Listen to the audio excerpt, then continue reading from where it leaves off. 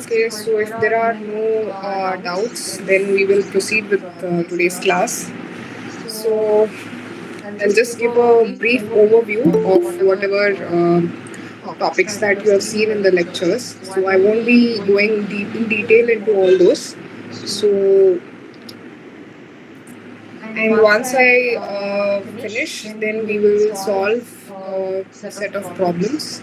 So in between, I'll ask you questions, and you are expected to give me answers for it. So it's okay, even if your answer is wrong, it's fine. It's a learning experience. So yeah, let's get started. So starting with sampling. So sampling or sample. What is a sample? What is an environmental sample?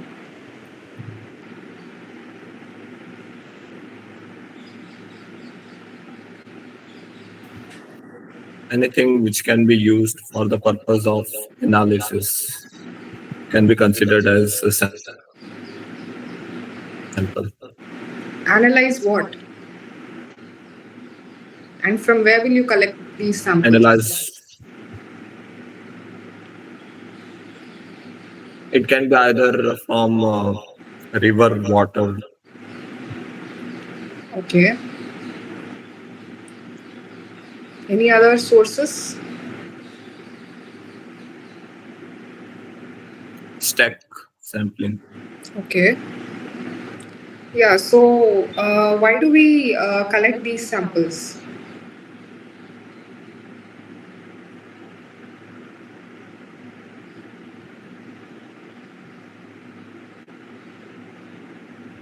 What is the purpose behind this? For the study of pollutants. So, environmental sampling is basically collecting samples from environmental media. The purpose of collecting this is to know how much of contaminant is present. So, we can get both qualitative and quantitative analysis. Qualitative is just going to tell you if the contaminant is present or not, but quantitative analysis is going to tell you how much is present, and once you know how much of that contaminant is present, you can judge whether it is fit for consumption based on standards. So standards are nothing but a document which gives you the level of each contaminant and how much is going to be safe for consumption. So that is the standard, and you have to maintain. We have to maintain these standards when we discharge any pollutant into the environment. So this is necessary because we don't want contamination from industries or any other pollution source to contaminate the environmental media. So sample collection from environmental media.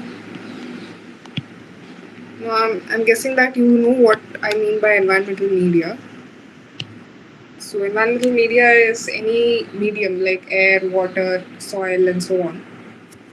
So the main purpose of collecting samples is to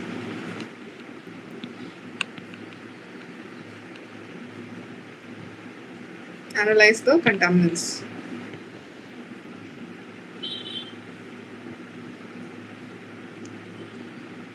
So, have you also heard of this term called monitoring?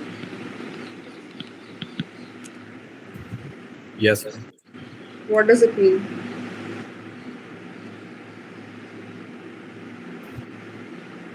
to keep an eye on contaminants How do we do that? using softwares. Using softwares. Can software tell us how much is the concentration at a particular time in a river or a lake?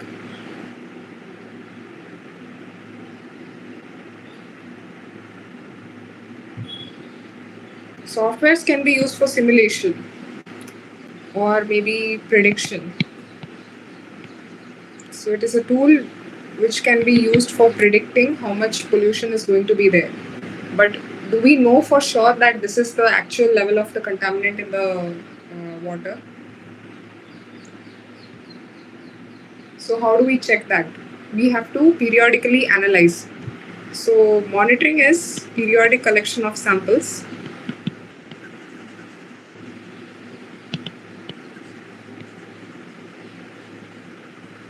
and its analysis. But why do we do this? To ensure that the standards are met and there is no deviation. And sometimes what happens, the level of contaminants depends on the season, or there can be some fluctuations. So if it is rainy season, then because of rainwater there can be dilution, so your concentration can be low. If it is dry season, then the concentration might increase. So it is necessary to monitor what will be the level of contaminants periodically.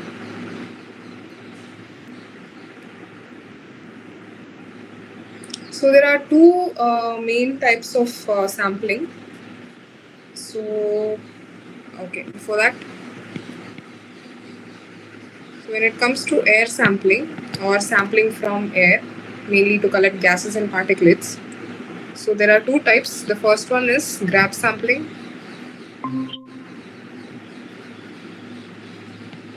What is grab sampling?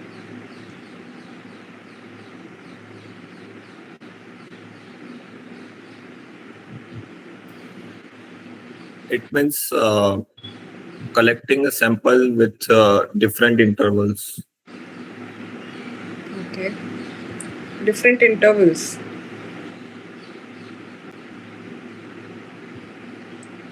No, what does the name grab mean? It's just taking a container and then just grabbing a sample of water. So it is done very quickly, and just you take a container and then you go out, you take some water sample and just come. So that's all. Grab sampling is done very quickly. But the second type of sampling is the integrated sampling. So here we take multiple samples over a duration, maybe 24 hours or so. And then we take the average of these.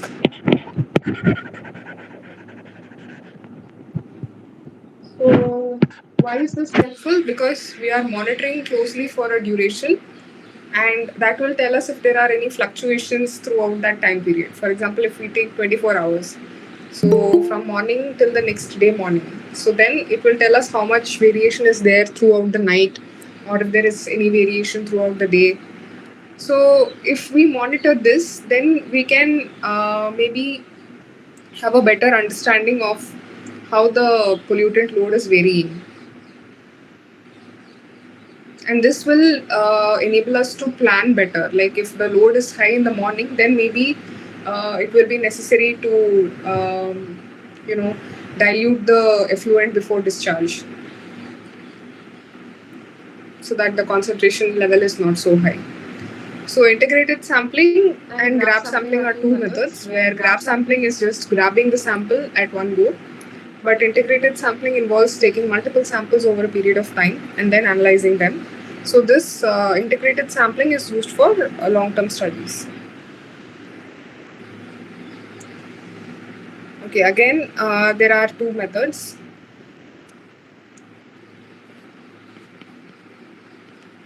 Direct sampling and indirect sampling.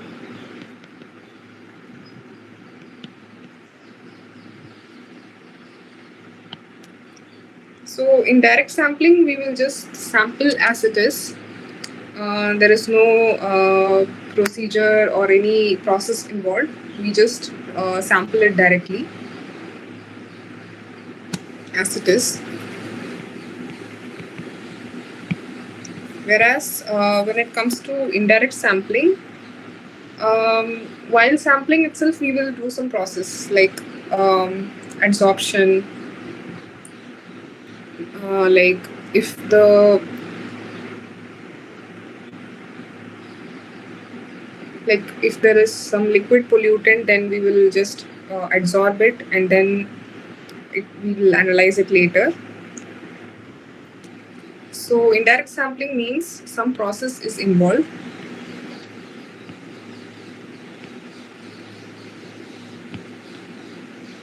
while sampling.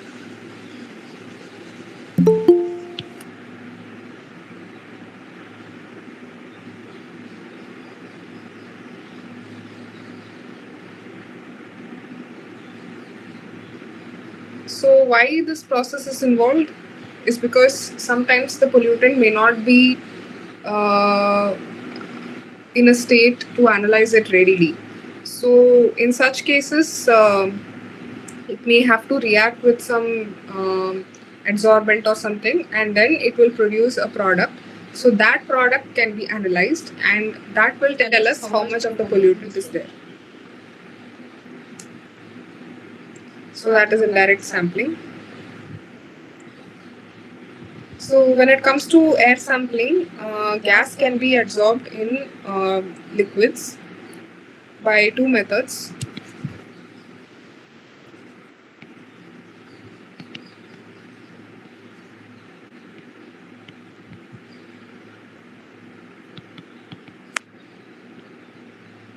The first one is bubbler and impingers.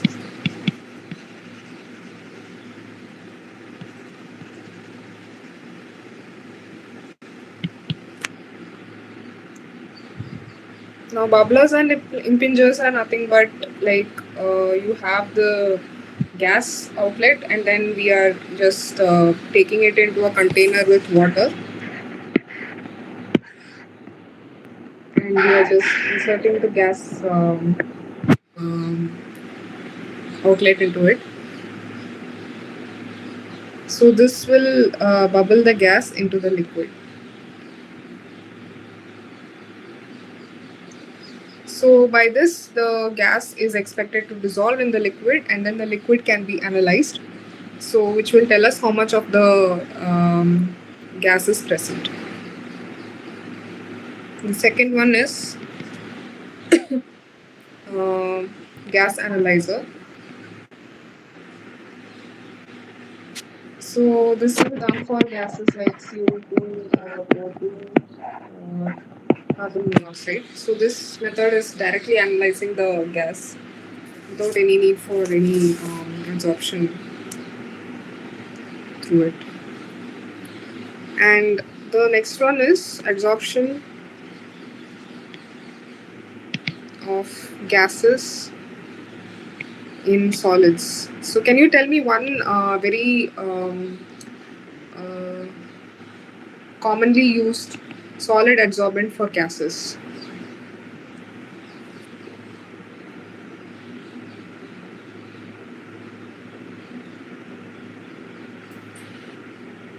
KOH, Huh? potassium hydroxide. I'm asking about solids. Something which is very common.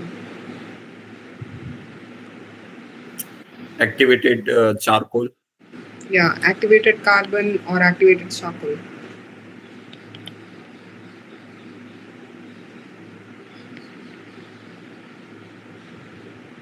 So this is a very commonly used adsorbent where we can pass the gas through a column containing this activated carbon or charcoal, and then the adsorbed gas can be analyzed.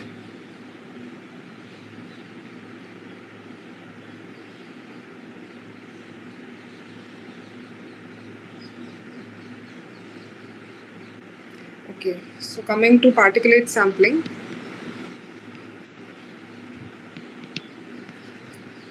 So before we go into this, I want to ask you just a refresher. So can you tell me what are particulates and what are the type of particulates? What is, what are the two major types of particulates? Fine particles in air. Yeah, we are talking about fine particles, but I want you to distinguish between two categories of particulates that we have seen so far. Anybody else wants to try? PM 2.5 and PM10. Right. So, can you tell me what is the distinction between the two? PM 2.5 size of 2.5 micrometer What is or 2.5 nanometer. micrometer? Are you sure it is micrometer or nanometer? Nanometer. Nanometer, are you sure? It's not nanometer, it is micrometer. And when we say 2.5 micrometer, we mean the diameter of the particle. So, particulate matter or solids that are less than 2.5 micrometer in diameter, those come under PM 2.5, and those that are less than 10 micrometer come under PM 10.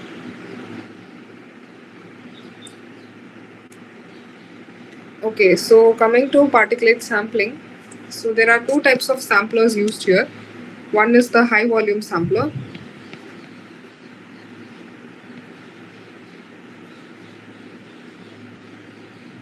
So here, as the name says, we collect a large volume of sample up to maybe 2000 meter cube in 24 hours. And how is this collected? You have this filter. So at the end there is a filter attached,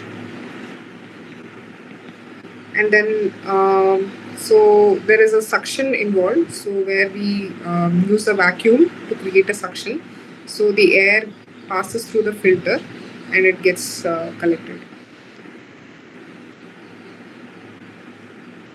So whatever particles are retained will be here. So once the air passes through the filter, the particles will be retained, and just plain air will be passing through the filter.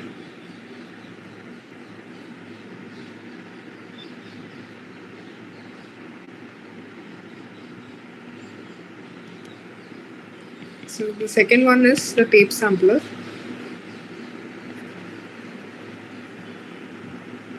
So here we have a pump over which the tape will pass through. So as the tape passes through the pump, it will collect the sample. So the suction is this way. So because the pump is here and there is a vacuum created. So as the tape passes through, it will collect the sample. Okay. So coming to the sampling mechanism.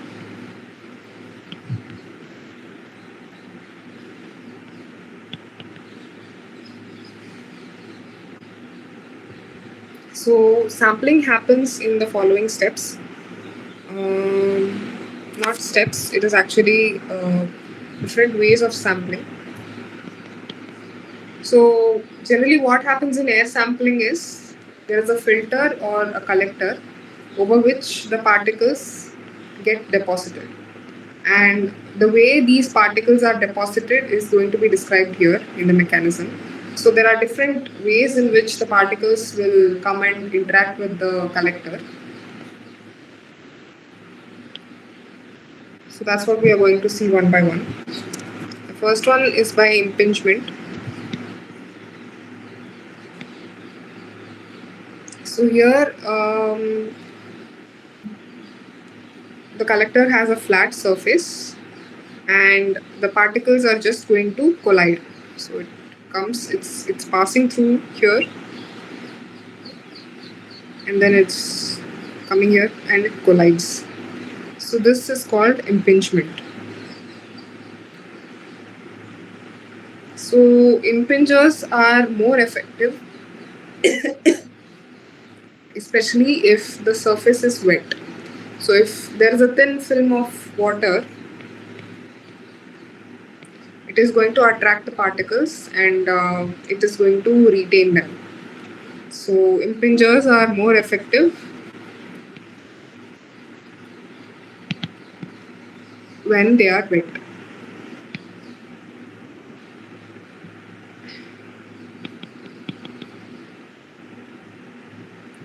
And wet impingers are especially useful for particles which have a diameter less than 2 micrometer.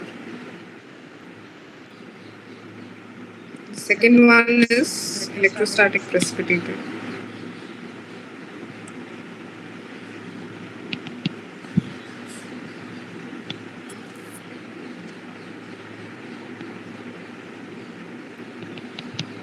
So can someone explain me how this takes place? What is electrostatic precipitation? What is done here?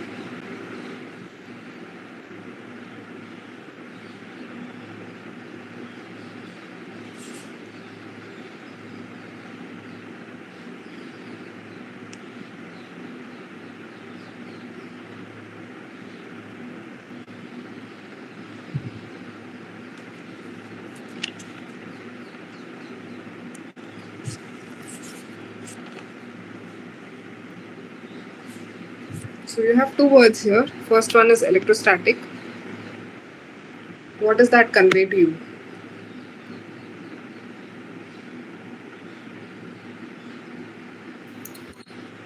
Something related with ions. Ions. When Okay. when electricity is passed through it, dissociation of ions happens and precipitates form. How does precipitate form?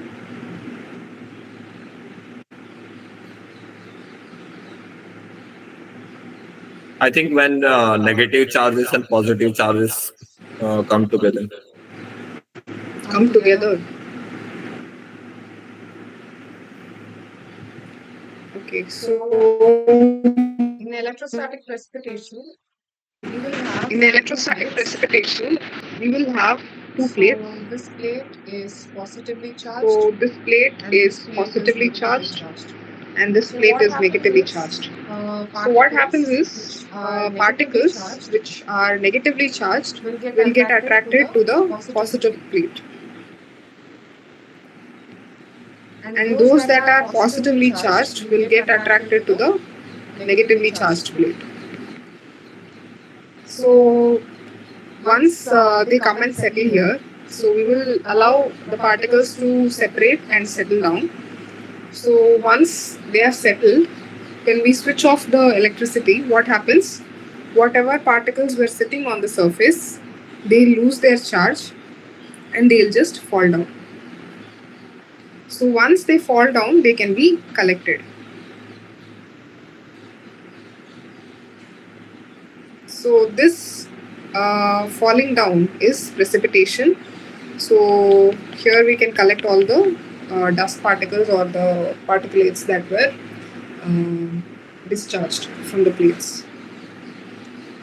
So this is especially useful when there is a high particle loading. So when the when the amount of or the particles or concentration the of the particles concentration is of the high, particles is then high, this method can then be this method can be very used effective. And it is it is very useful effective for particles and whose it is sizes useful range for from particles whose sizes range from 0.01 0.01 20 to micrometers. 20 micrometer. Third one The is third one is thermal precipitation. thermal precipitation.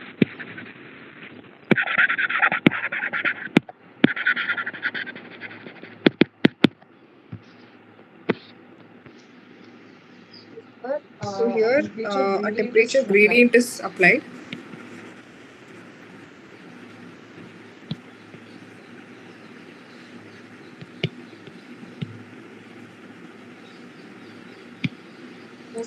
Mostly particles are attracted to lower temperatures and the particle sizes that are used for analysis is, I mean, that can be collected using this method is from 10 to 0.01 micrometers.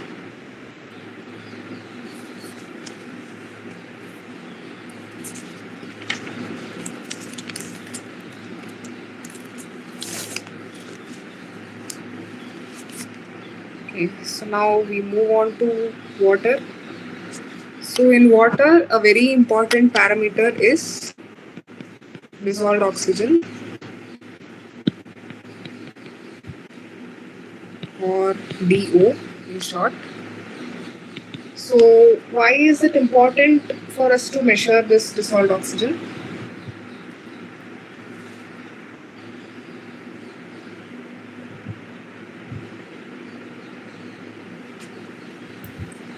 Determine how much amount of oxygen is required by the organic matter present in the sample. We measure DO for finding the concentration Amount. of oxygen. So my question is, why do Yes. we make this measurement?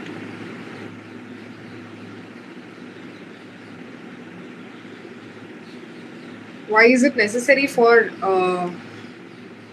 dissolved oxygen to be present for a certain value? For the survival of microorganisms. Okay, so dissolved oxygen means oxygen present in water. So do you think only microorganisms will be living in water?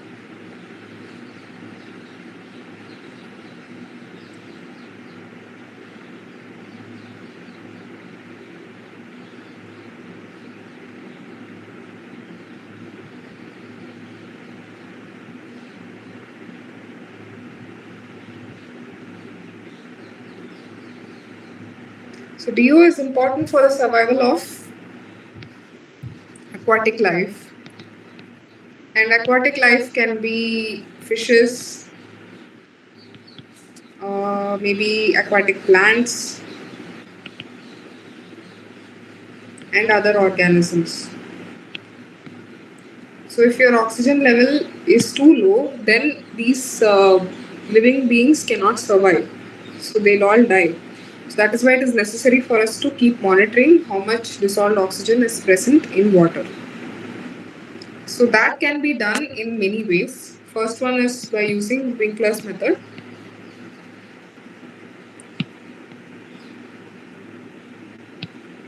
So here,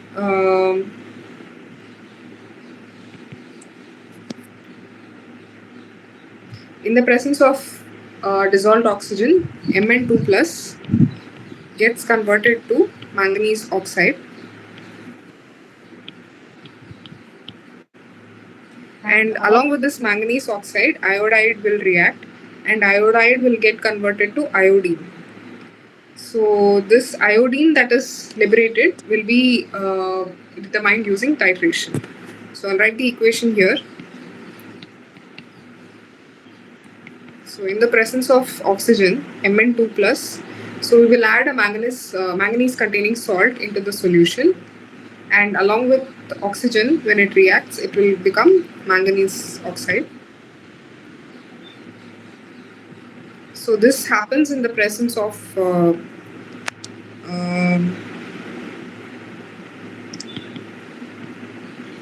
iodide and hydroxide, which means the pH is alkaline or neutral. So this MnO2 that is formed will react with iodide, and in the presence of an acid to become Mn2 plus Elemental iodine. Yeah, elemental iodine and water. So iodide gets converted to iodine in the presence of an acid. So we have to maintain acidic pH for the second reaction, and the liberated iodine will be titrated along with sodium thiosulfate.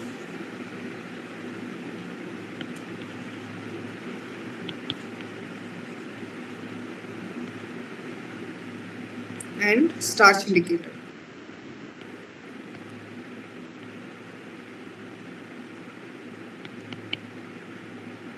So the reaction that happens between sodium thiosulfate and iodine is, so we have some thiosulfate ion plus iodine will give 2 minus plus iodide back. So here the number of number of moles of iodine consumed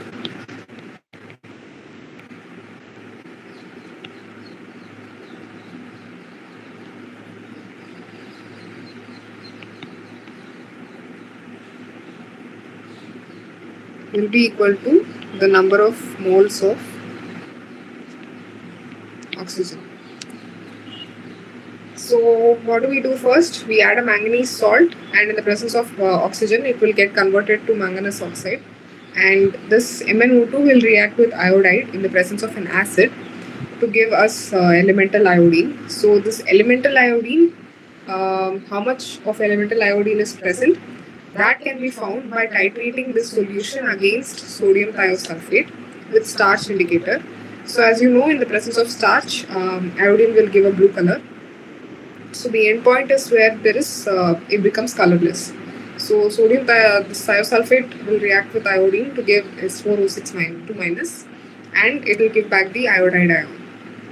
So we can calculate how much of thiosulfate solution was consumed in the reaction, and from this equation we can estimate how much moles of iodine was present in the solution that reacted with the thiosulfate, and the number of moles of iodine that was present is equal to the number of moles of oxygen.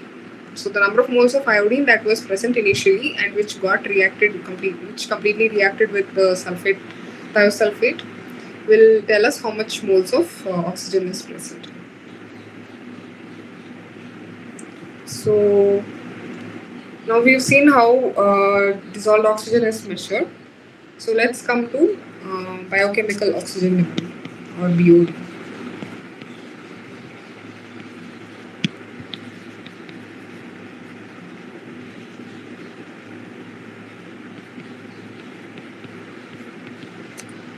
Can you tell me what is biochemical oxygen demand?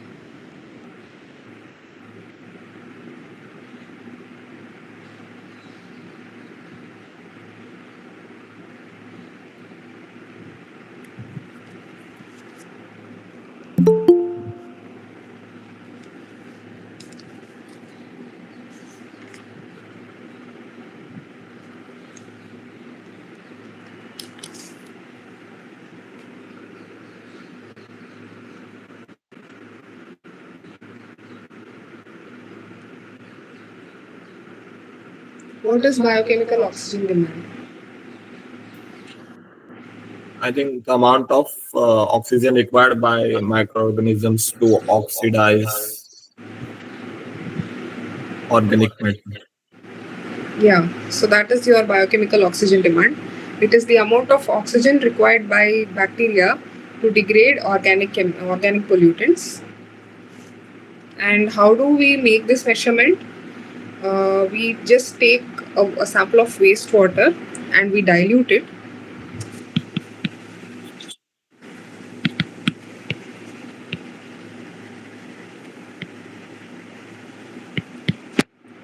And once it is diluted, we add seeds. By seeds, I mean the addition of microbes.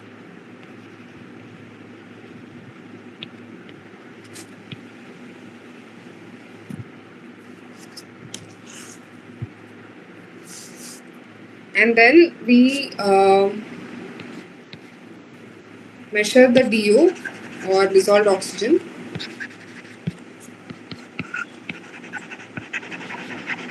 Immediately and after 5 days. So why do we make two measurements? Why do we measure immediately and then after 5 days?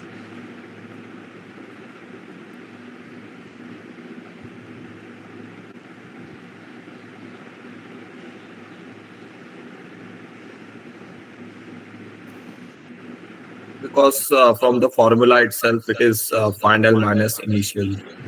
So by that method, we can get BOD value. My question is, why do we measure the dissolved oxygen immediately and then after 5 days?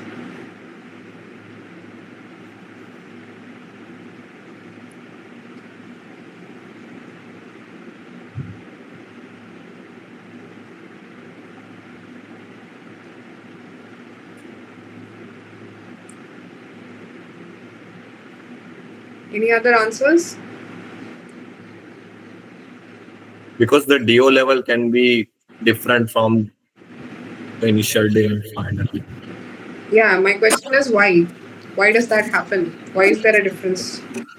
Yeah, we can understand that how much amount of oxygen was utilized for this microorganism. Yeah, There. yeah. So what happens in the 5 days is once you add the microbes, immediately when we measure the DO, that will tell us how much of dissolved oxygen is present initially. Measured immediately.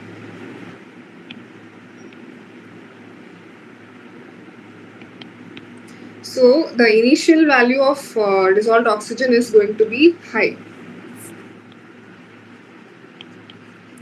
So once 5 days have passed, so we allow the microbes to degrade the organic pollutants, and during the degradation, the microbes will consume the dissolved oxygen. So what will happen is after 5 days,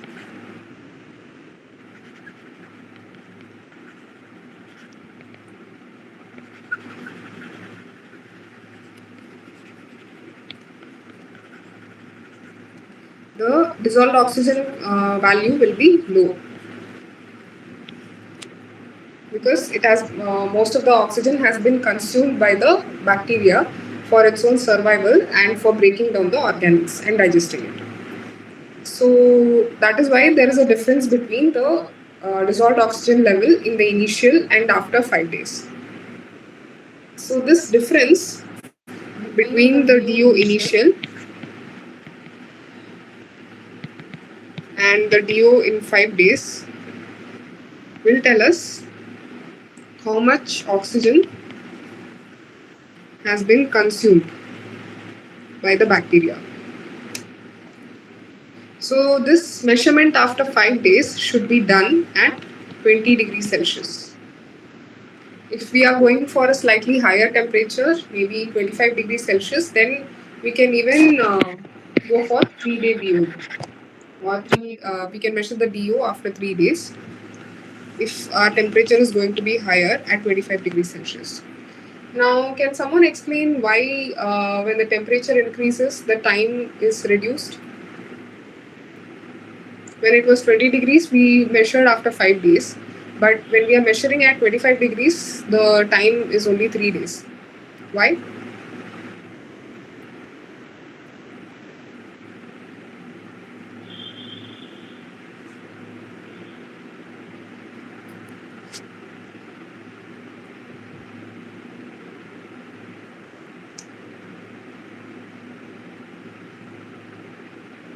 Okay. So when we increase the temperature, so temperature is actually proportional to the rate of reaction. So here we are having a biochemical reaction. So as we increase the temperature, our rate of reaction also goes up. So when we increase the temperature by 5 degrees from 20 to 25 degrees, what rate of reaction you can, what DO consumption you can see on the 5th day can be seen on the 3rd day itself when you increase the temperature by 5 degrees. That is, when you have the temperature as 25 degrees, your DO can be equal to what was observed after 5 days at 20 degrees Celsius. So that is why. Now,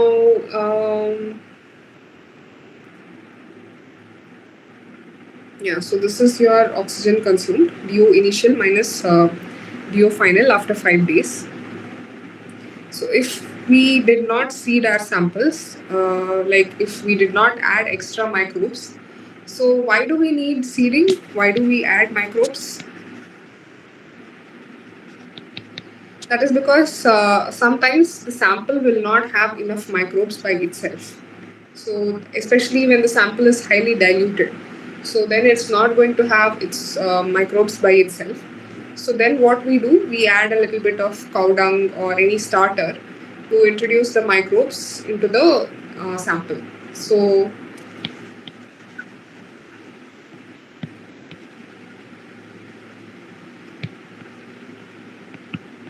So this is also true for industrial effluents.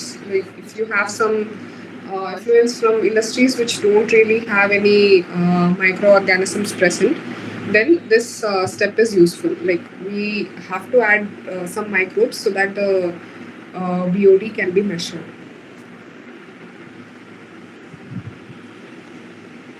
So if your sample is not seeded, if no seeding is required, already microbes are present, then we can use this formula for calculating the BOD. So BOD on the 5th day equals the dilution factor multiplied by DO initial or DO at time equals to 0 minus DO at time equals to 5 days minus DO at t equals to 0. Now this term is for the sample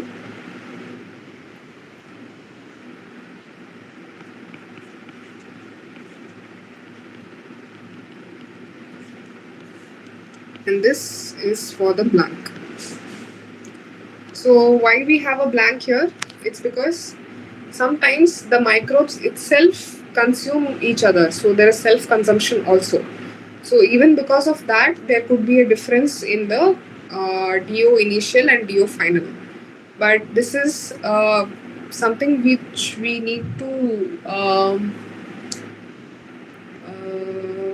like subtract. That's because it's going to be present in the background. So we want to how do I say?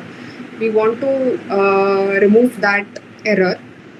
So that is why we are subtracting from the blank. So the sample is your wastewater sample along with the seeds or the microbes. And your blank is nothing but the microbes only in clean water.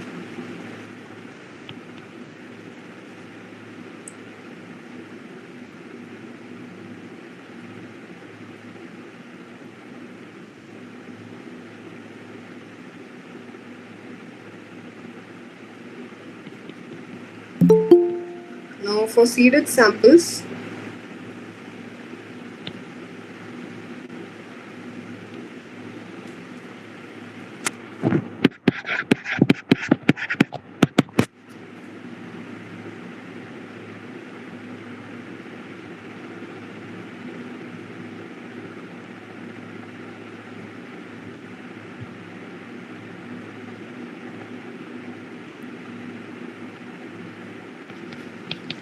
it's a similar formula. So it's DO at t equals to 5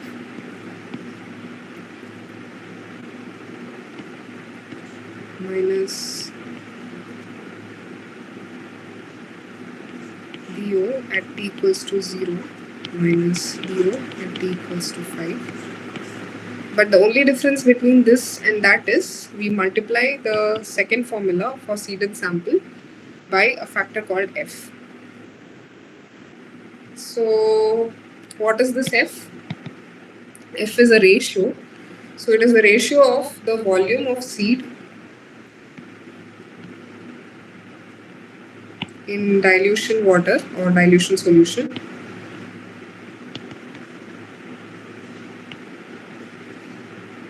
minus the seed volume in BOD test on the seed.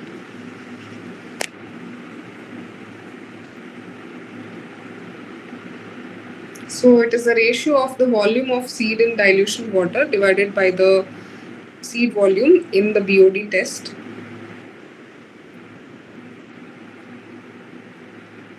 So that needs to be multiplied by this formula, and the dilution factor is how much of like when we say 10 times dilution, we mean like if we add 1 ml of water, 1 ml of your sample in 10 ml of water, then it gives a factor of 10. So this is the diluted volume and this is the sample that you have added for dilution. Okay. So next, coming to COD measurement.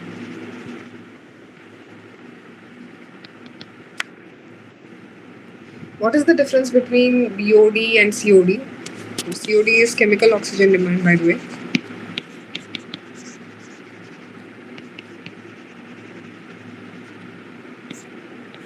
What is the difference between BOD and COD?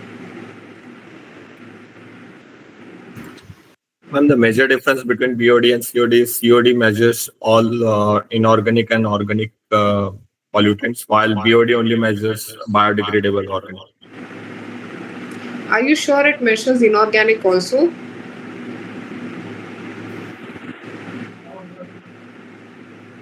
Yes, yes. How?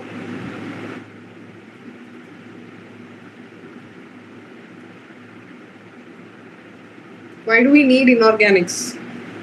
Why do we need to measure the inorganics?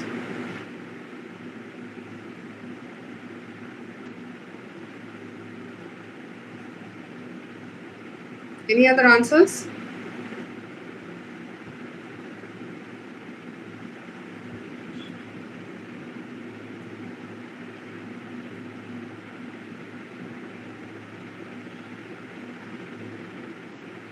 Okay, so there is BOD and then there is COD. So in BOD, we measured how much oxygen is consumed by microbes for oxidizing the pollutant.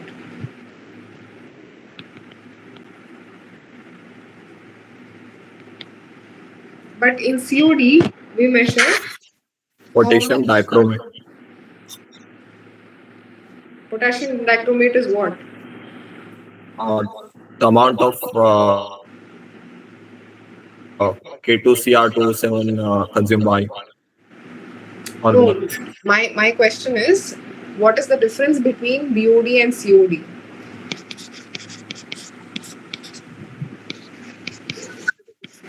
So in COD, we measure how much oxygen is required by chemicals. So there are chemicals which are oxidizing agents. So these agents will oxidize the chemicals with whatever oxygen they have. So some chemicals like potassium dichromate will have oxygen in them. So that gets consumed for oxidizing the pollutants.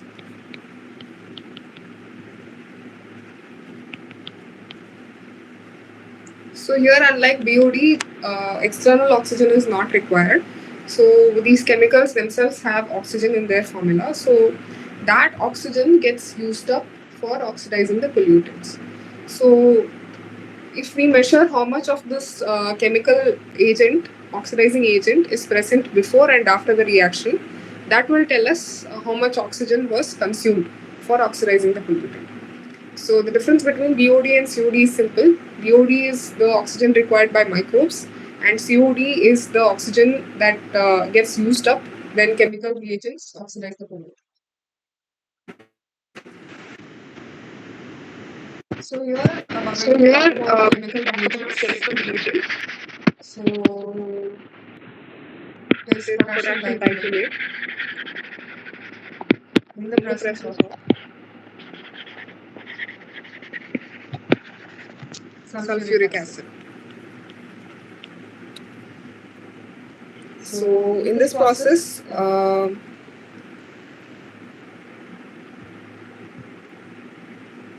dichromate becomes Cr6 plus, and Cr6, whatever remaining Cr6 plus is there, it gets reduced to Cr3 plus. And this Cr3 plus, when it is titrated with ferrous ammonium sulfate,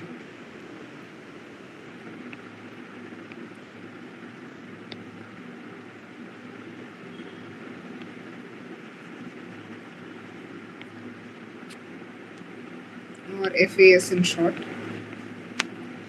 with ferroin indicator,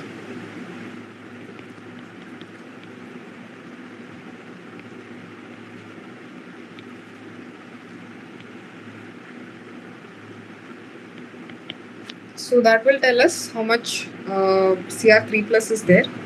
So this, if we subtract from the initial value, will tell us how much dichromate was used up. So using that, we can calculate what was the oxygen demand. Coming to UOC measurement.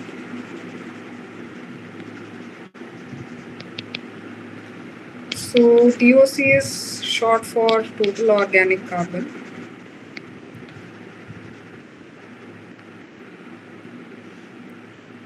What is the difference between COD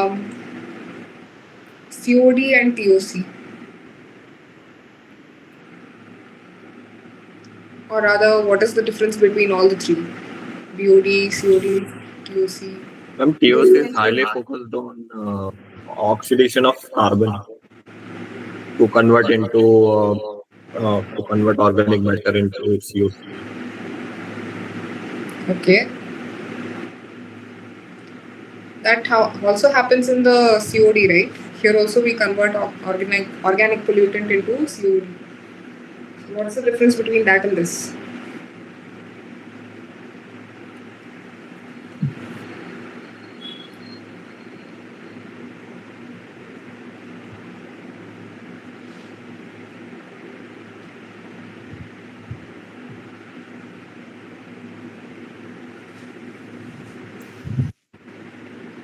In TOC, we use infrared sensors. No, I'm not asking about what method we use. I'm asking the concept behind why TOC is required. So you can measure how much oxygen is required using COD. Then why TOC is required? That is my question. I'm not asking about what method you use.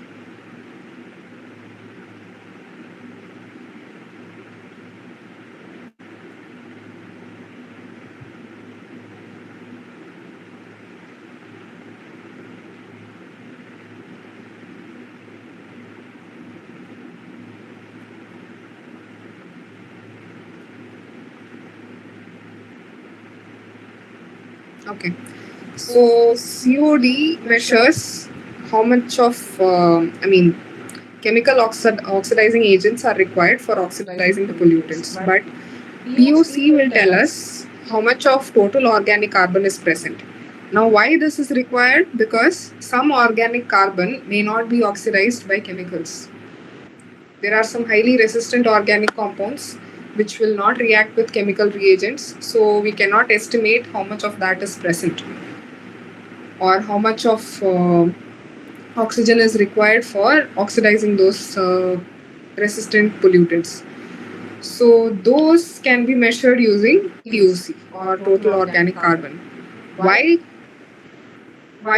those can be measured using total organic carbon? It's because this process does not involve any microbes or any chemicals. It's actually just high temperature.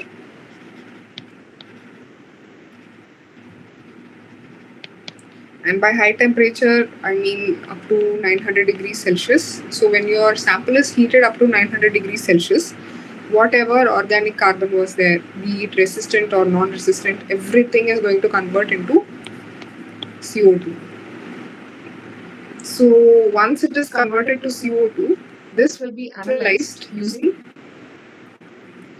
infrared radiation or NDIR, non-dispersive IR.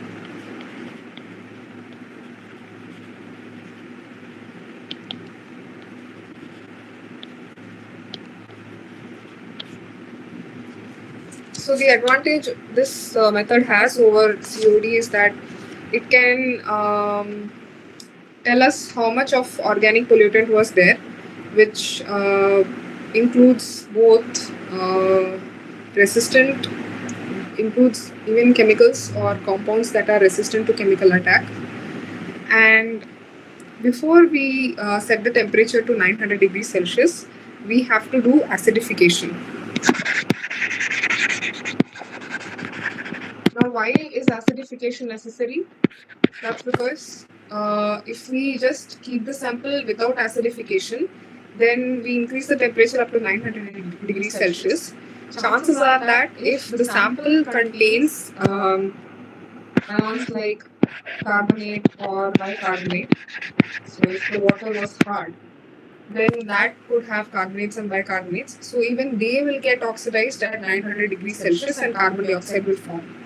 So in order to avoid that, so that will give us a false result, right? It won't tell us how much of just organics are present. It will also tell us how much of carbonates and bicarbonates are also present. So which won't be useful for us. So since our aim is to find out only how much organic carbon is there, and that's why we need to remove these carbonates and bicarbonates from the sample. So that is why we need to do acidification. So when we do acidification, we are removing this carbonate and bicarbonates from the sample. So what remains is just organic carbon, which can be heated at high temperature, converted to CO2, and then analyzed using NDIR.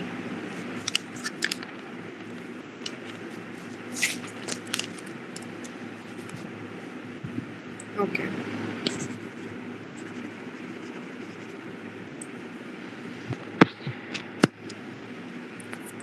So next, coming to total solids and volatile solids.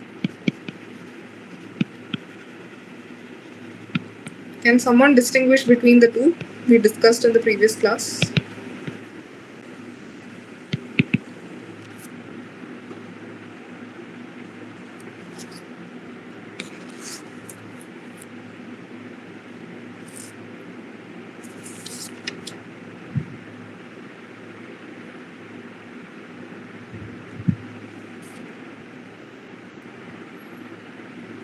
Can someone tell me the difference between total solids and volatile solids? Total solid, actually, it is nothing but the removal of moisture of a sample. Total solids is by removing moisture.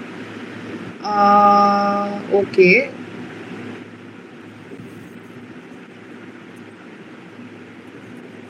Volatile solid, it is. At what temperature we have to use to remove the moisture? Is usually using 105 degrees centigrade in that range. Yes, we are yes, using. Yes, that's right. And for volatile solids? It is 550, I think. Yeah. So we will heat the sample at 550 degrees Celsius. So before heating, we first need to separate the suspended solids from the dissolved solids. So suspended solids will get retained in the filter.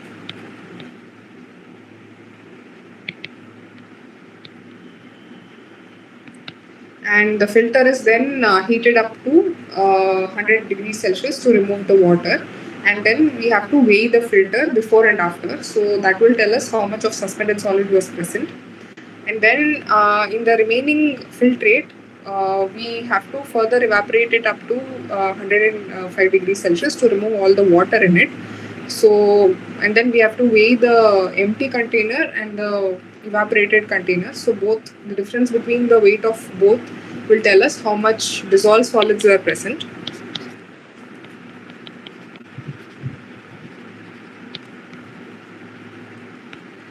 And both of these suspended as well as dissolved solids can also have volatile solids in them. So in order to find out how much of that is there, then we take the filter mass and then we further heat the filter at 550 degrees Celsius. Sorry, we take the mass that was retained on the filter, whatever solids were retained on the filter, that is heated up to 550 degrees Celsius. So that will tell us the difference in the weight after heating at 550 degrees Celsius will tell us how much of volatile solids were present that escaped after reaching a temperature of 550 degrees Celsius. So similarly, whatever dissolved solids were present, that also can be heated at 550 degrees Celsius. And the difference before and after heating at 550 will tell us how much volatile solids were present in the dissolved solids. So I think most of you will remember the classification that we saw in the previous class. So I'm not going to go into that again. So one doubt, this 550 degrees centigrade, actually we are heating it in absence of oxygen, or No, in the presence of oxygen. In the presence of Yes, oxygen. yes. Then, could you please tell me what is the really this your volatile content means? Yeah, volatile content could mean any organics, volatile organics that evaporate when they reach at 550 degrees Celsius. So when we reach that temperature, the mass will reduce because your volatile organics are going to evaporate. So only the non-volatile or the fixed solids are going to remain. Acha, one practical Yeah. question I'm asking. Yeah. See, I'm having one biomass sample. Okay. I want to measure the volatile matter in it. So, what is the procedure I should have to follow? You want to measure how much volatile matter is there. Volatile matter, and what is the meaning, physical meaning of this volatile matter? Actually, after measuring, you are getting after that demoisturization and all. Yeah. Further, you are heating up to 550 degrees centigrade, and you are Yeah. measuring, and something you are getting some Yeah. quantum of Yeah. matter you are getting, Yeah. and actually, what it indicated this So, volatile like I said, solids can be fixed solids and volatile solids. So fixed solids will not evaporate. Mostly it is inorganic in nature, and mostly it is char or carbon. So when we heat something at 550 degrees Celsius, most of the volatile solids will escape, which are organic in nature. So whatever biochar or char that remains, it is mostly carbonaceous and it is mostly inorganic.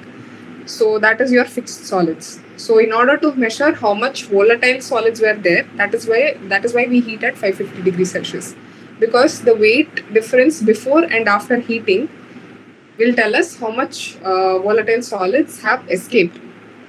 So if you have maybe 100 grams of sample and we are heating it at 550 degrees Celsius for maybe 1 hour, so after some time the weight becomes only 70 grams. It means 30 grams of volatile solids were present.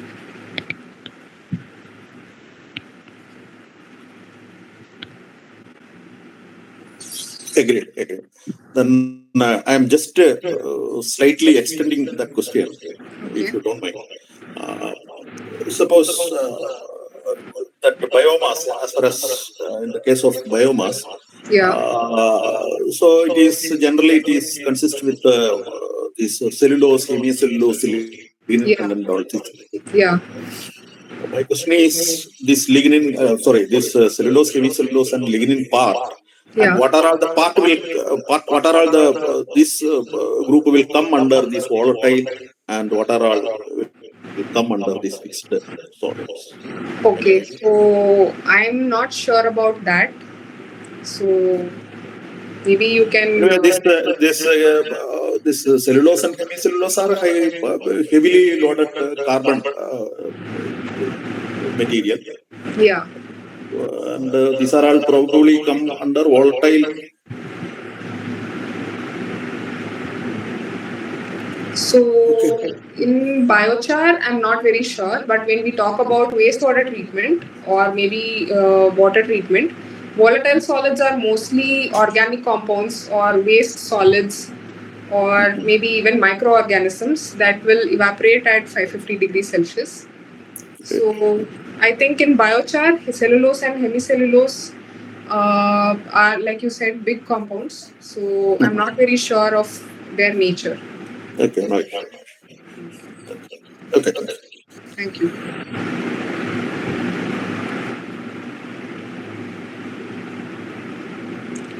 Okay, so coming back, so total solids.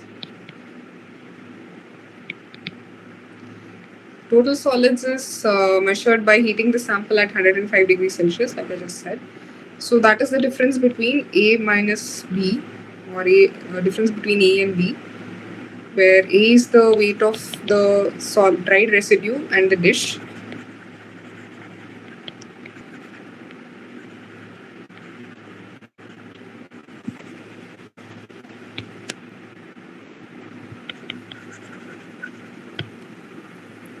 And B is the weight of the dish itself.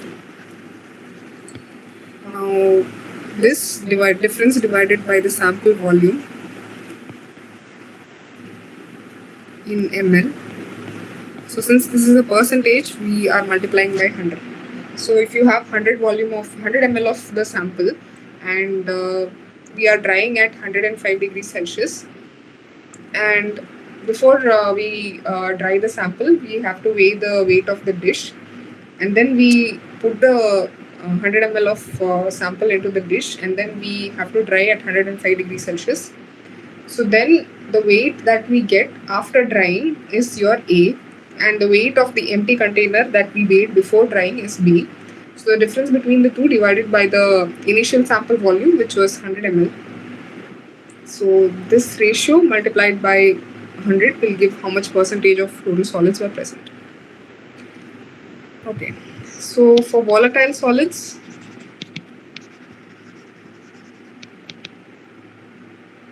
so this requires the sample to be heated at 550 degrees Celsius. So volatile solids, or VS, is going to be, again it is A minus B, but here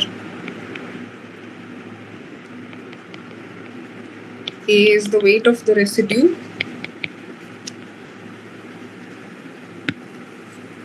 plus the dish before heating,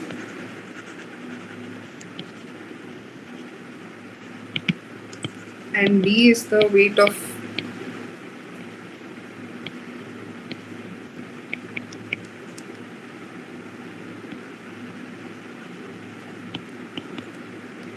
and the dish or filter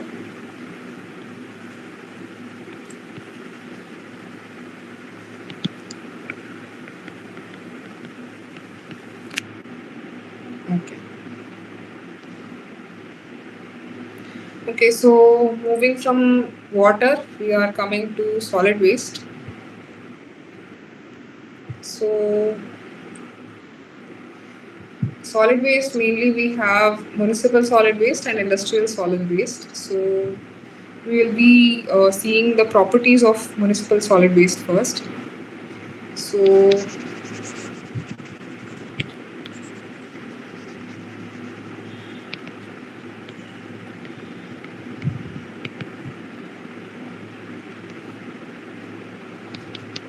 the first property is specific weight or density. Both are the same. So can you tell me what is the formula for density?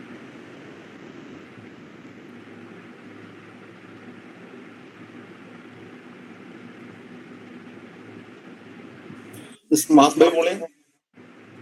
Yeah. So here it is the weight of the waste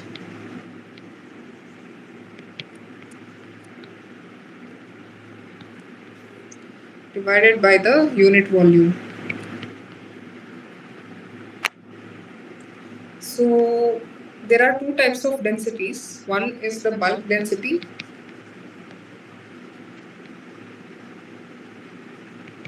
and the second one is the absolute density. Can you tell me the difference between the two?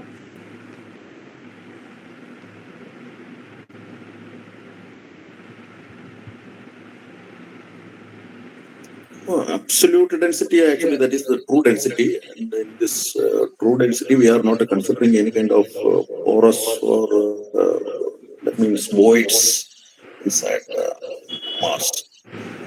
Okay, so yeah. We are not considering. Yeah, so in bulk density, we consider the pore volume.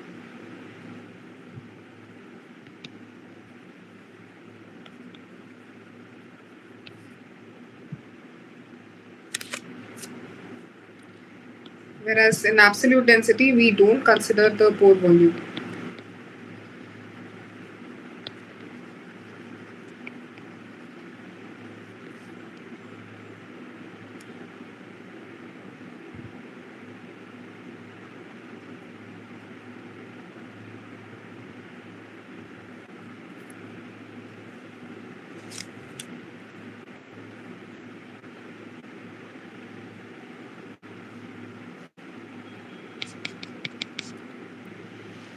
Okay. So next is particle size distribution.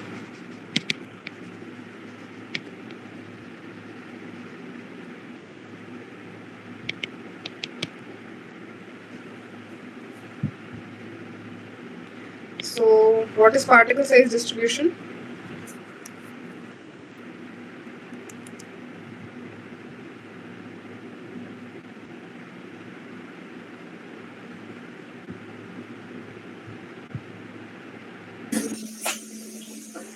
Particle size distribution, it is the analysis or understanding the different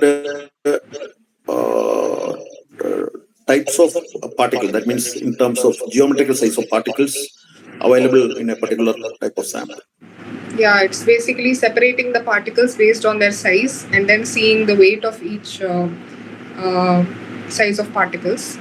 So in solid waste, it is done using trommel screens. So trommel screens are nothing but cylinders. So these cylinders will be rotating usually, and these cylinders will have holes in them. So these holes, through these holes, the particles that are smaller than these holes will fall down, and those that are bigger will be retained.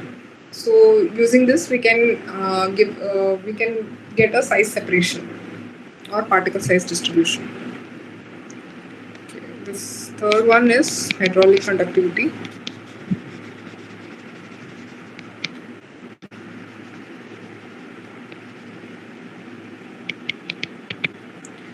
So what is hydraulic conductivity?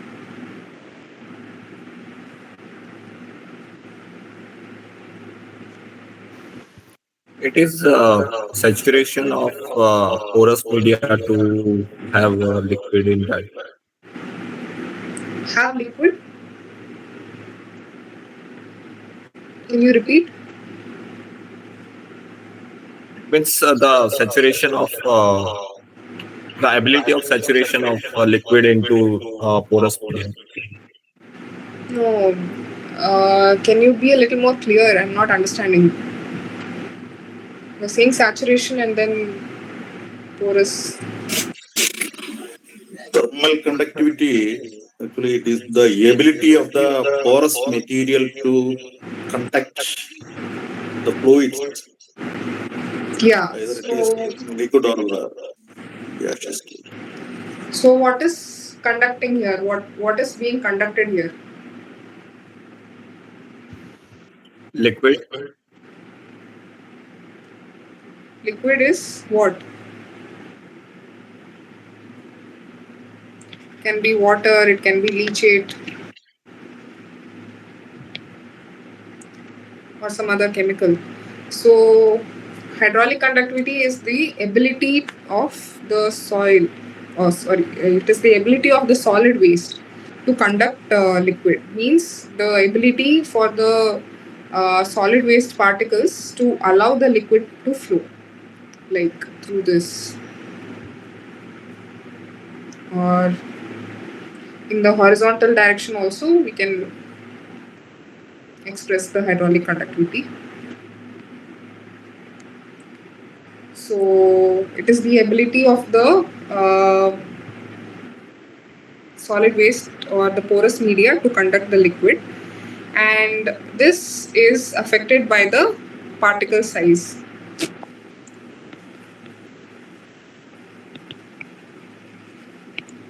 Because if you have small size particles, then maybe they are closely bound together, so they may not have enough porosity for conductivity. But if the particle size is large, then maybe they are not so closely bound, so there is some gap here, so there is some chance for liquid to escape or come out.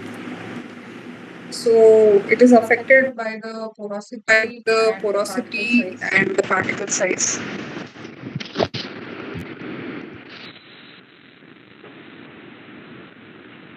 This one is moisture content.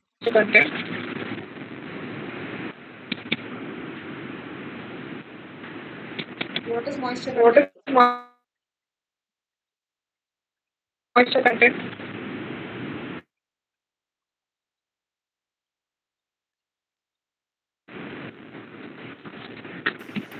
Water particles present in the sample. Water particles. Water particles.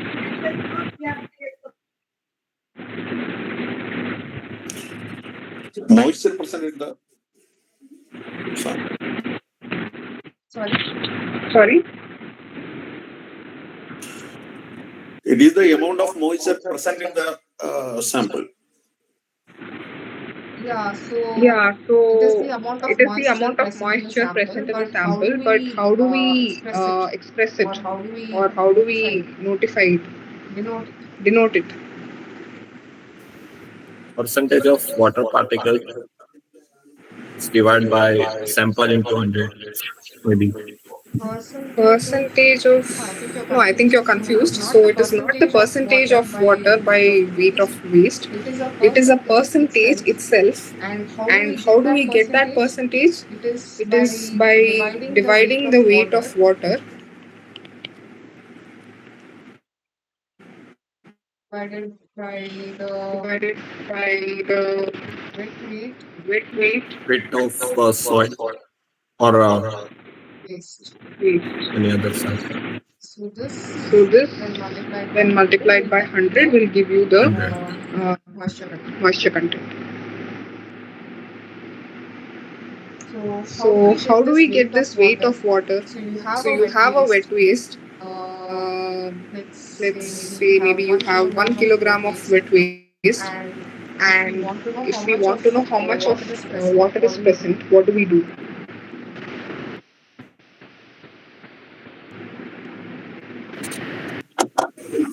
We can keep it in a hot air oven Yeah.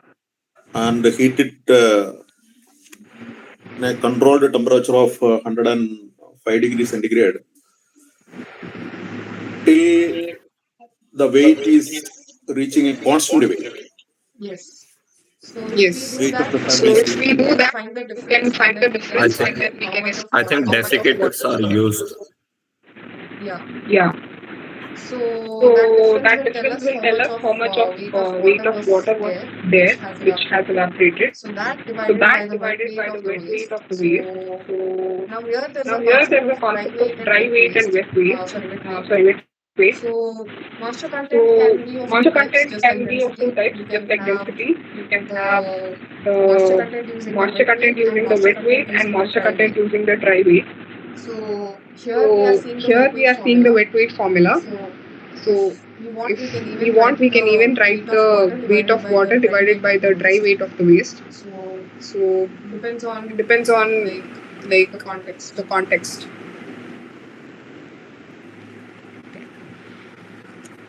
So now coming to, we've seen the physical properties. So now we are moving to the chemical properties of municipal solid waste.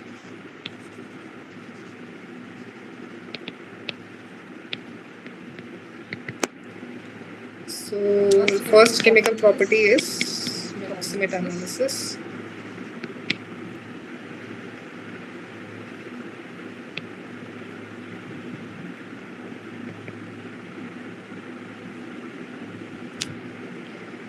So in proximate analysis, we measure the moisture content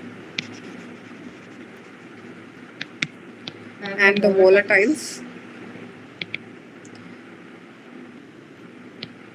We also measure how much ash content is there and how much fixed carbon is present.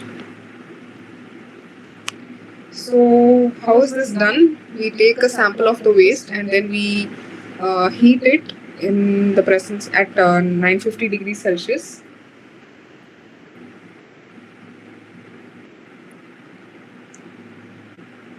And then, so for moisture, we first heat at 105 degrees Celsius, and then for volatiles, we have to heat it at 950 degrees Celsius in the absence of oxygen for 7 minutes. So why is this done in the absence of oxygen? So that most of your ash that remains after the heating does not get oxidized to CO2. So that's the logic. So once we do this, we will get ash and fixed carbon. So fixed carbon is carbon which cannot be oxidized at all.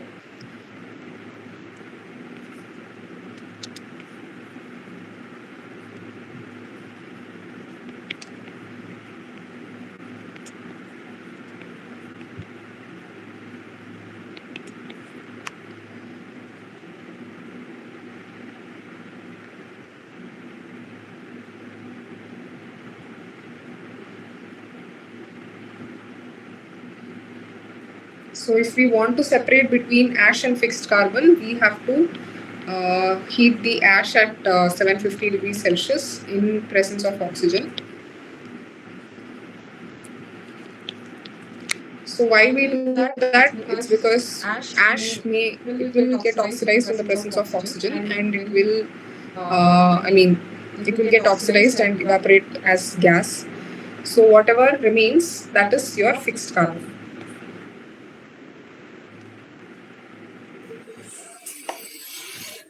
Small doubt. Yeah.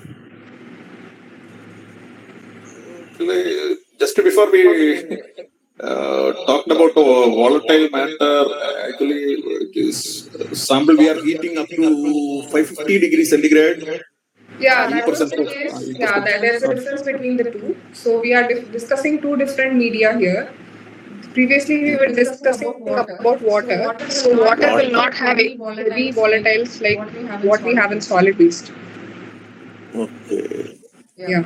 So water sample we are going for 550 degrees centigrade. Yes, that is more than enough for evaporating organics that are present in water. But when we take solid waste may have heavy volatile substances, like you said, cellulose and hemicellulose. Right. Clear.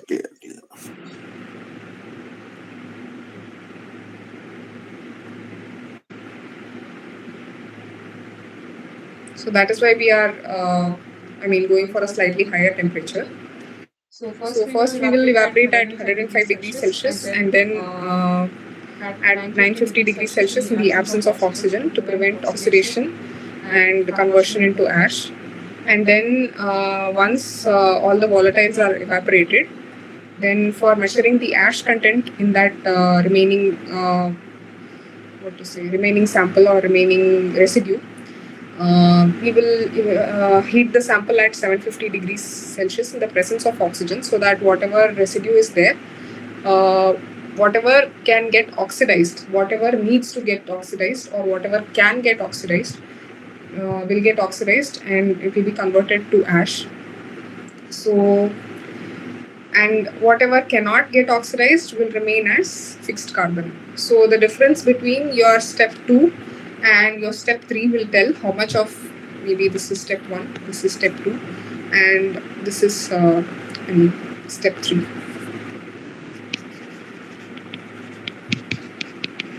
So the difference between your step 3 and step 2 will tell you how much of ash is present.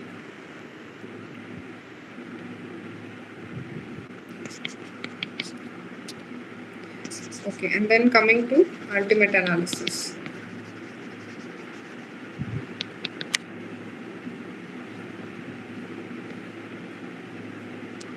So ultimate analysis is determining how much carbon, hydrogen, nitrogen and oxygen content is there. So for this we have to heat the sample at 990 degrees Celsius. So and then what will happen is most of the NOx will get converted to nitrogen, and then we can separate the sulfate also. So that will tell us how much of nitrogen is present, and that will, whatever carbon is remaining will be elemental carbon, and hydrogen can also be estimated by when it gets converted to hydrogen gas.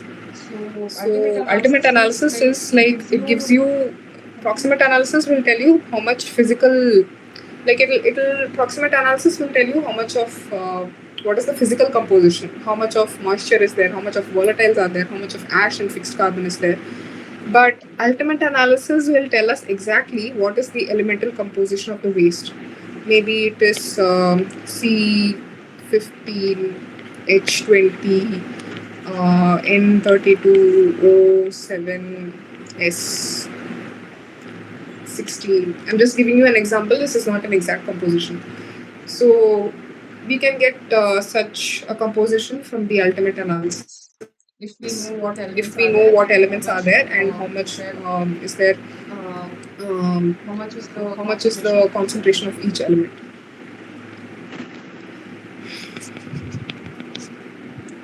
Next coming energy content. to energy content. So as you know, Solid waste, when sufficient it has sufficient fuel content in it, so that can be heated. That can be a source of heat and energy. So that energy is what is measured in this process. So generally, when we combust solid waste, not all kinds of solid waste which are dry. So if they are combusted, they release heat. So that heating value is what we are going to calculate. So the heating value is nothing but the amount of heat that is released during combustion.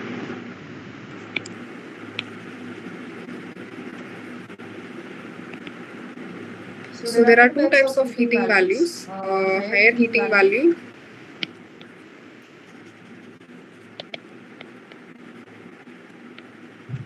and lower heating value.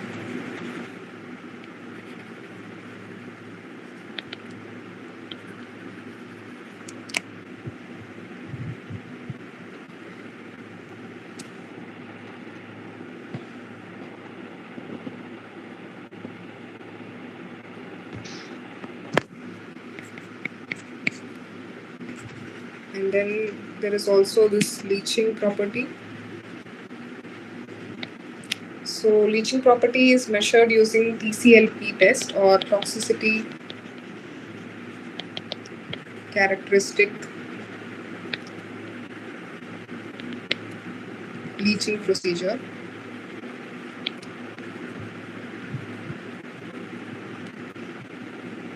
So so that will tell us how much of leachate or how much of toxic leachate that is produced using the solid waste. And then we can also get the lignocellulosic composition.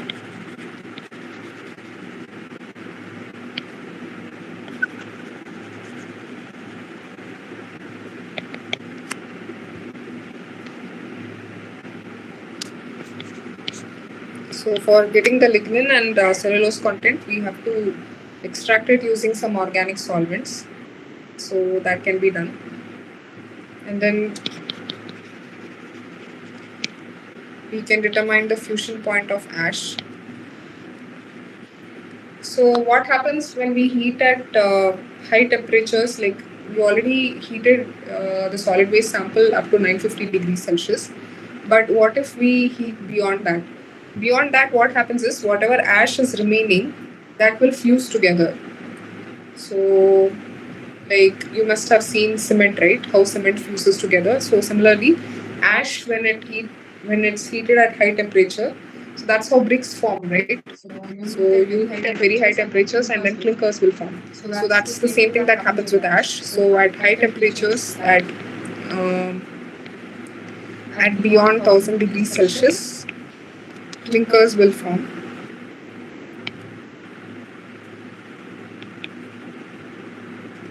Because ash particles will bind together with each other and then they will form hard clinkers. So that happens at beyond 1000 degrees. Okay, so moving on. Ma'am, can you please explain about lignocellulosic composition? Yeah, so lignocellulosic composition is how much of lignin content and how much of cellulose content is present in solid waste. So this So this is especially relevant when when we have agricultural waste or waste which contains a lot of plant material. So generally, when we talk about municipal solid waste, it also covers gardening waste.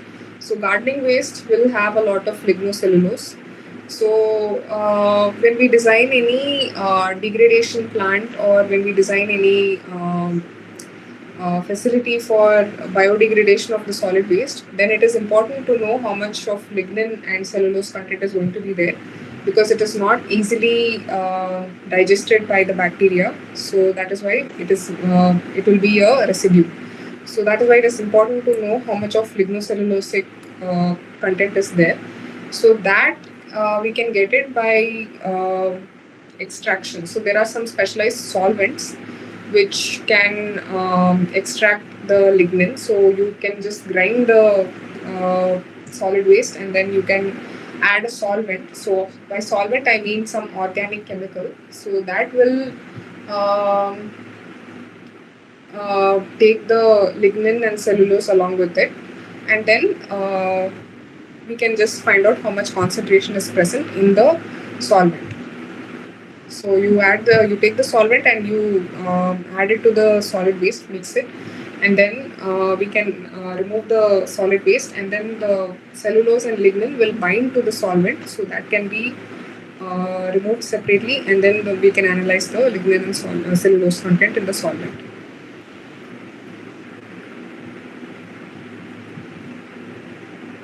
Okay, moving on.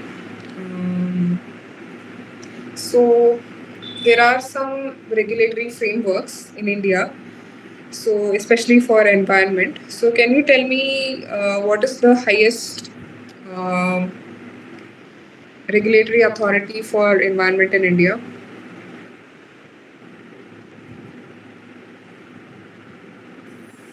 Central Pollution Control Board. But it is not the highest. Ministry of Environment and Yeah, Forest. Yeah, ministry. So Ministry of Environment, Climate Change and Forestry, MOFNCC. So under that comes your Central Pollution Control Board or CPCB. So under CPCBs are SPCBs or the State Pollution Control Board. And then there are regional offices of SPCB.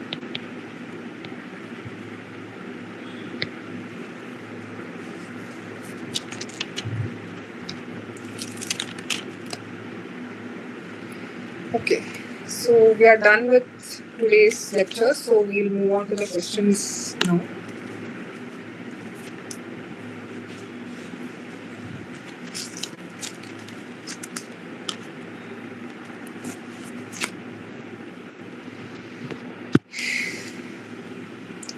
So the first question is,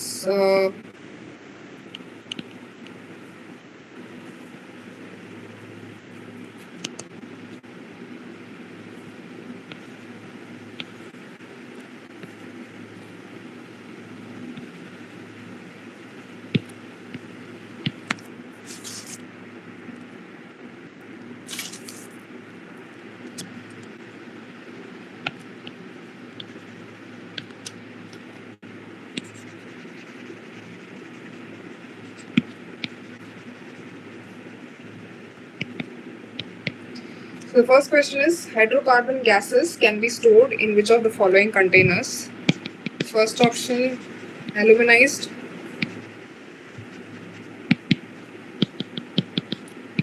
Second option, glass. Third one is polyvinyl fluoride. And the last option is ceramic. Okay. Can you tell me the answer?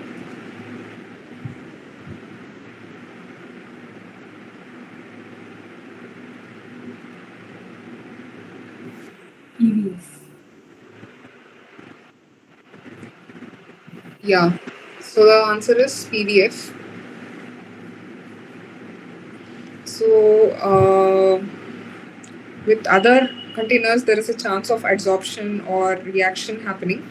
So that's What is the first option you have written? aluminized.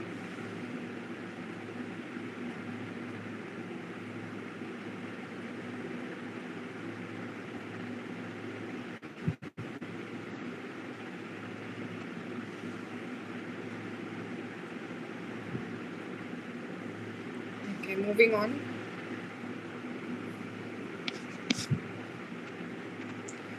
The second question is,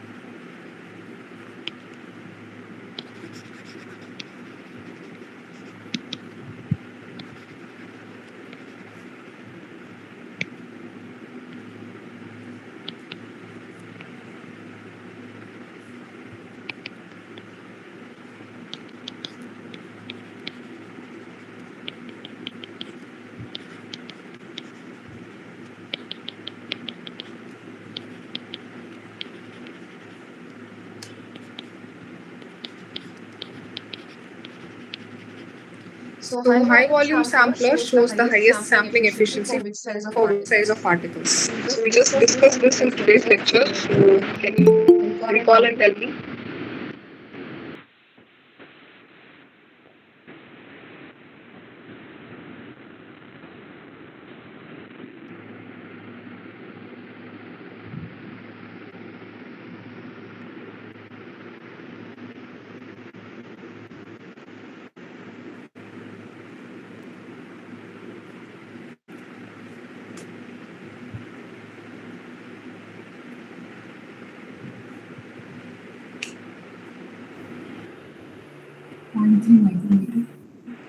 Sorry? 0.3 micrometer. Yes. So the range is from 0.1 to 20 micrometers. But for 0.3 micrometers, the efficiency is 99%.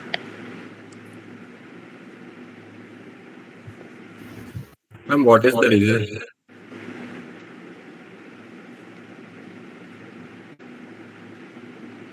It could be due to the filter size, like particle size of the filter.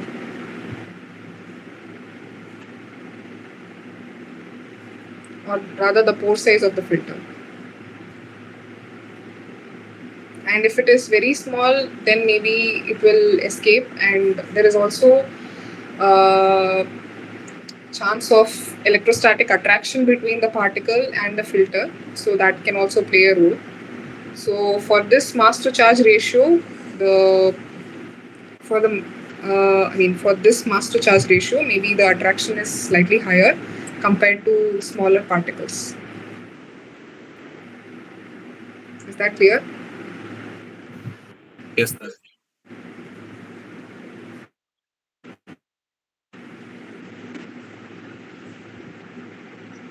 Third question.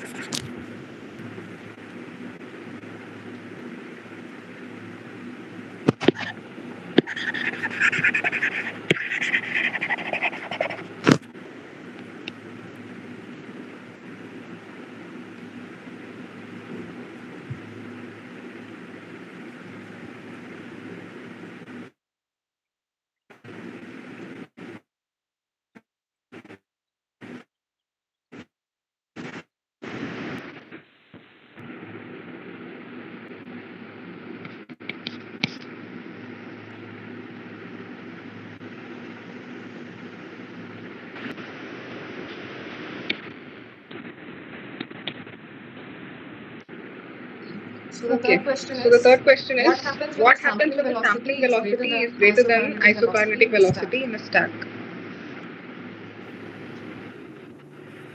Concentration of fine particles will disappear. Why?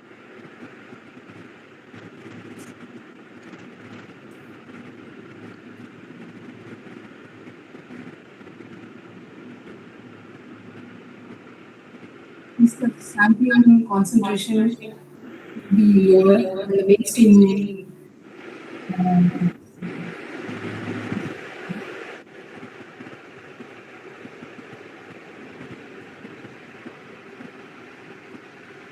Any other answers?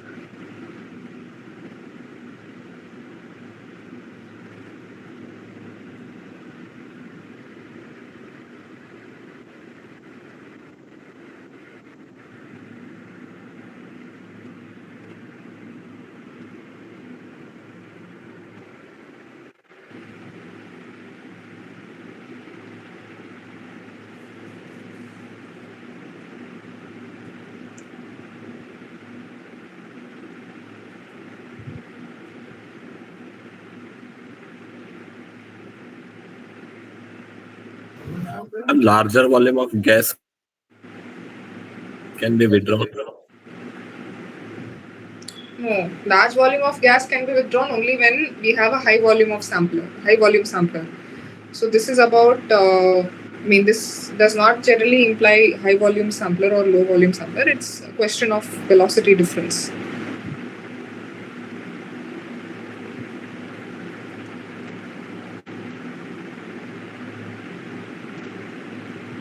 So before you answer this, I think it's important for you to understand the difference between the two terms, isokinetic velocity and the sampling velocity.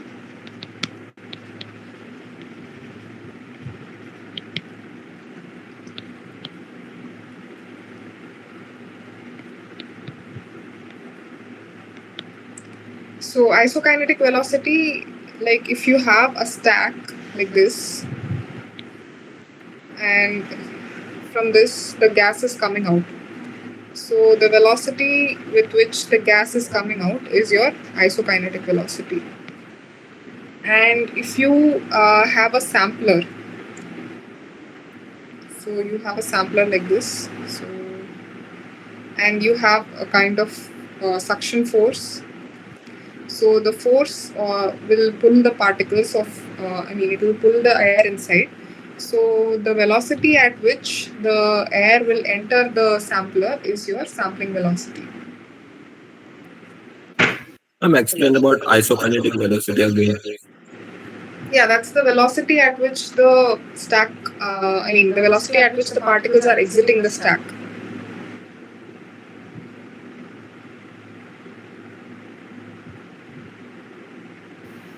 It means entering and exit velocity. No, I'm not talking about entering and exit. So I think you're confusing between the two. So the velocity at which the particles are exiting the stack. So if you have a probe confusing here, between the two. if So I if you have a sampler probe here, next to it, if I okay, have a sampler next to it, then this difference is of then this is of, this difference is very important this because difference is very important. the velocity at which the air is The moving out of the velocity at stack which the air is is moving not the out of the same as the stack velocity is with not the which same the as the sampler velocity is with which pulling the the sampler is pulling the air. So if there is So a if there is a difference, then what happens? difference, then what happens? So that's what the So that's question is. what the So question if is. your sampling So if your velocity or sampling your velocity stack, or I your mean the stack, if the velocity at which the sampler is pulling the air velocity at is which the greater sampler is pulling the air than your is isokinetic velocity, greater than your or the isokinetic velocity of velocity, the particles outside the You are stack. saying or that the velocity of the the particles loop gas outside the stack.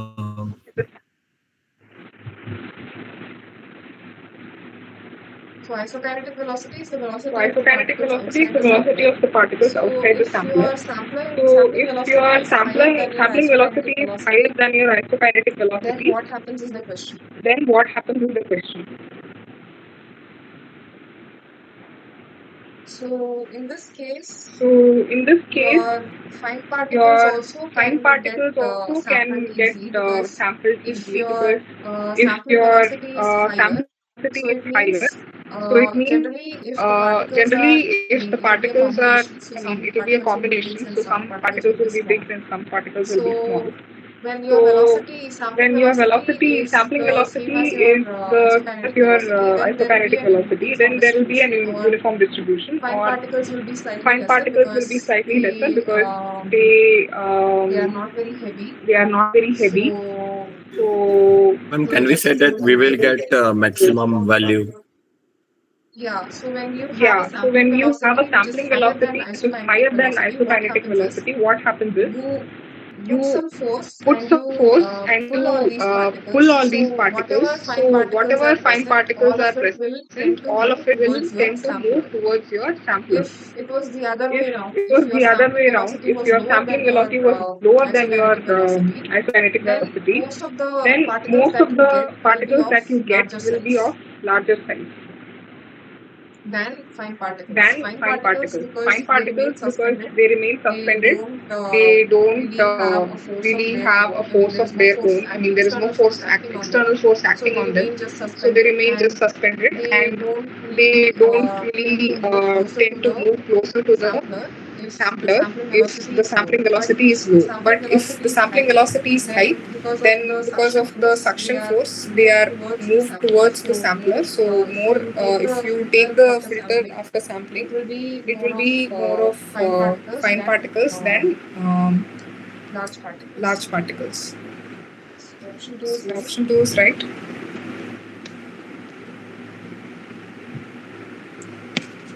Fourth question. Fourth question.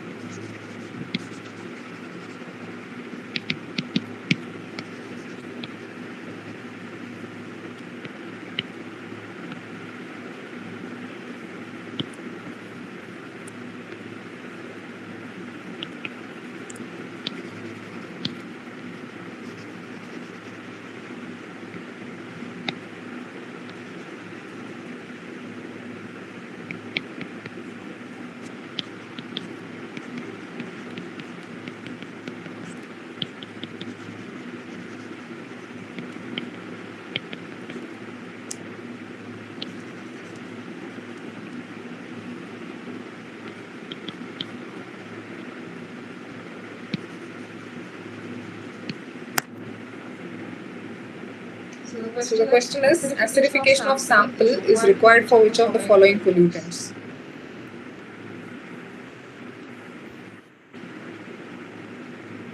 The answer is BOD. No, we are not talking about analysis here. We are only concerned about sampling. Once you take the sample and when you store the sample, acidification is required for which of the following pollutants while storing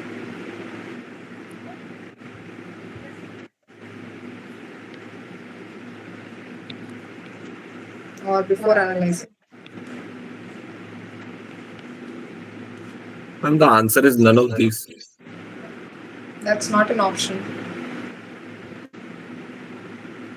Ma'am, you said something like bicarbonates and carbonates separate out, and Yeah, can you recall for which one I said? When did I say that? for total organic carbon. Yeah, and does it mean I have to store that sample at acidic conditions? I'm not able to understand, ma'am. My question is, this question is, acidification is required while sampling. Okay, acidification, the sample needs to be maintained at acidic pH. For which of the following pollutants? That is the question. I feel you are confusing between this and TOC.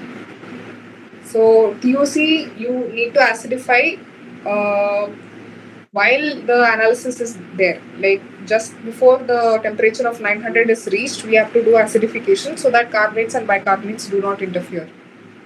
But this question is not about analysis. This question is not about COD. TOC. This is about sampling.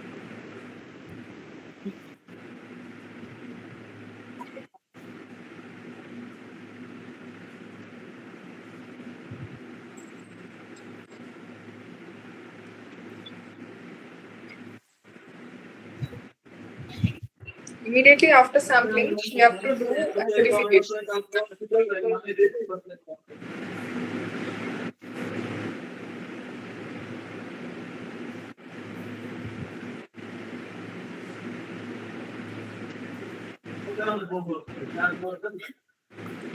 So the correct answer is metals. That is because metals can be stored in acidic conditions for up to 6 months.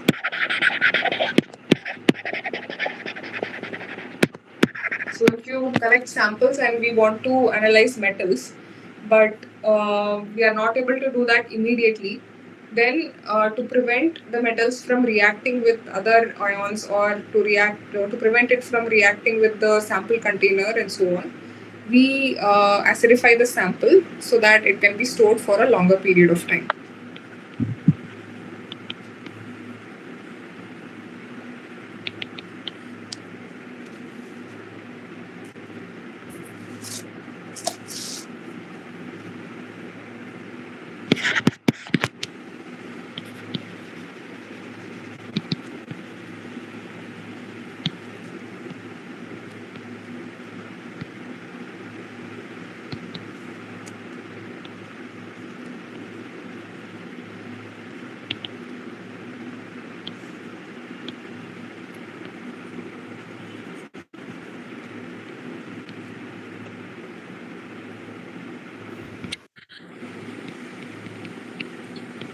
-550 degrees Celsius, ma'am.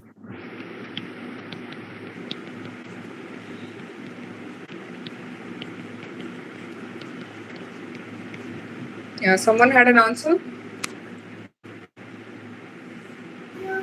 550 degrees Celsius. Yeah. So volatile solids are determined by heating the sample at 550 degrees Celsius. Again, this is for water.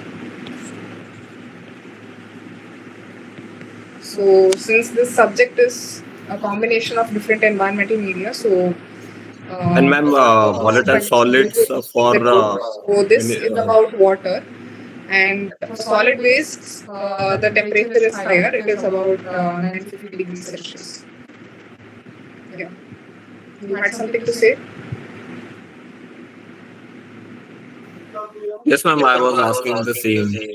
You already told that. Right. Okay, so with this we've come to the end of this lecture. So if you have any questions, let me know.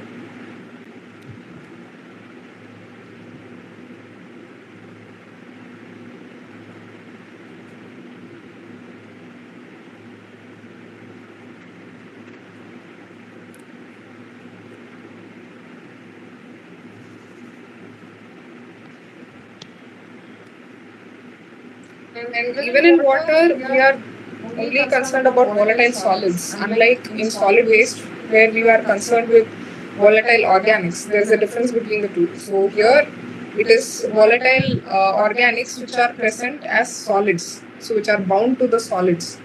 In solid waste, the volatile solids, the volatile organics may be present as in the liquid phase or it may be present in the solid phase. But here it is about volatile solids. I mean, BOD. Yeah. I mean, BOD, why we kept the sample for 5 days, only 5 days? Why not 4 days, 6 days, or more than? 5 days we are allowing the microbes to react and to use up the oxygen. So it is a standard method which was established in, I guess, in the Britain. So there the temperature, ambient temperature is around 20 degrees Celsius. But for Indian conditions, that is why we are increasing the temperature to 25 degrees Celsius and we are reducing the time. So from 5 days, we reduce it to 3 days for 25 degrees Celsius.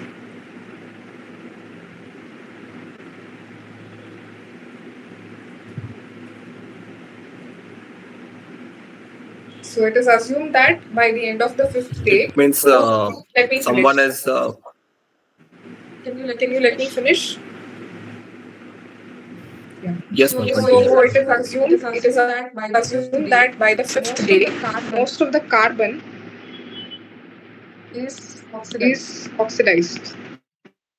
So whatever So whatever organic carbon or organic whatever carbon carbon or which was whatever present, which can be carbon which biodegraded was by the present, which can bacteria, be is biodegraded by the biodegraded bacteria, by the end is of the fifth day. biodegraded by the end of the So fifth day. whatever So whatever organics that are remaining now organics that are is remaining now is mostly nitrogen mostly nitrogen or sulfur-based or sulfur organics, based like nitrogen organics or like sulfur-containing nitrogen or organics, sulfur which containing require organics, which a require longer duration a longer for duration the for degradation to the happen degradation to happen by bacteria. by bacteria. So there are So two there are types two of types of BOD, BOD, CBOD and CBOD and NBOD. NBOD. So So CBOD is CBOD the is the carbonaceous carbonaceous BOD, which BOD, which is is taking 5 taking 5 days. days. So So NBOD is the NBOD is the nitrogenous nitrogenous BOD, which BOD, will which will take more take than more 5 than 5 days. days.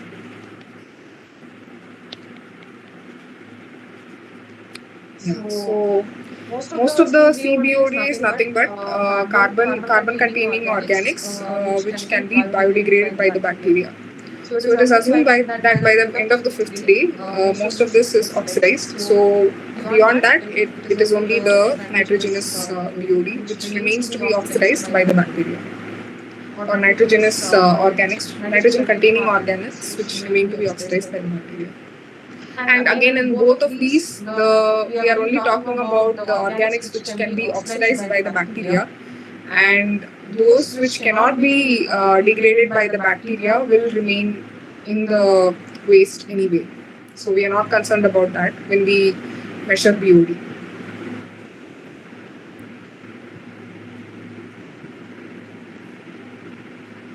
Yeah, did you have something to say?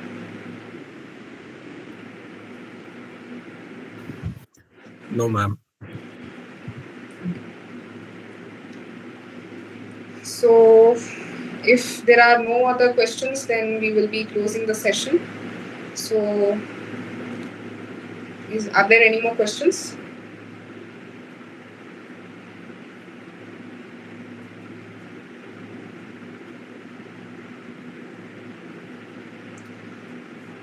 Okay, so thanks for joining and see you in the next class.